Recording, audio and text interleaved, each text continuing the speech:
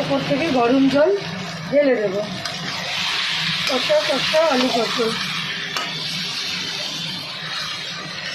Just wow লাগে একদম।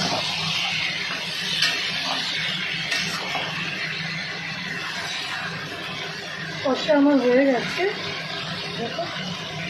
এবার আমি গরম জল দেবো, টকবকে গরম জলটা, এটা আমি রান্নায় দেবো গরম জলটা।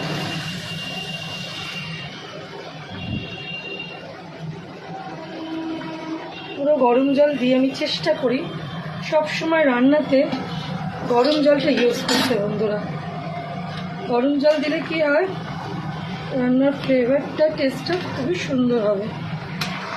এবার আমি এটা একটু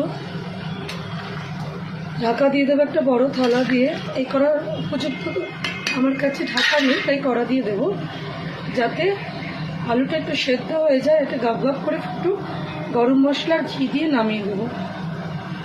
এদিকে ডিমটাও ছড়িয়ে দিলাম, ডিমটাও বসিয়ে দিলাম, সময় নষ্ট করে লাভ নেই। আজকে হচ্ছে ডিম, আলু পটলের তরকারি আছে, চাটনি আছে, ডাল হবে। দেরি করছি না, এটা বসিয়ে দিলাম।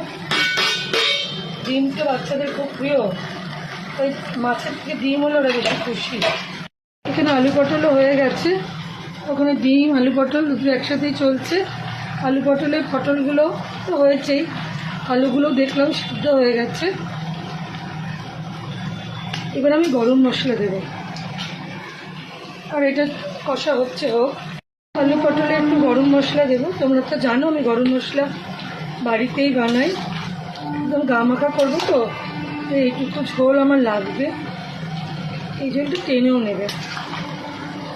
এটা দিয়েছি, এটা দিয়ে একটুখানি গরম মশলাটা ভেতরে ঢুকুন, নামাবার আগে ঘি দিয়ে নামাবো।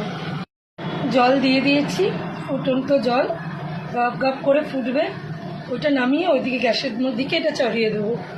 তো বন্ধুরা, চলছে রান্নাবান্না জোর কদমে চলছে। এদিকে চাল ধুয়ে রেডি, চালটা আমি রাস্তে বসাই। চলো পরের ব্লগে কথা হচ্ছে। আজকের মতন এখানেই, এখনকার মতন এখানেই অফ করলাম।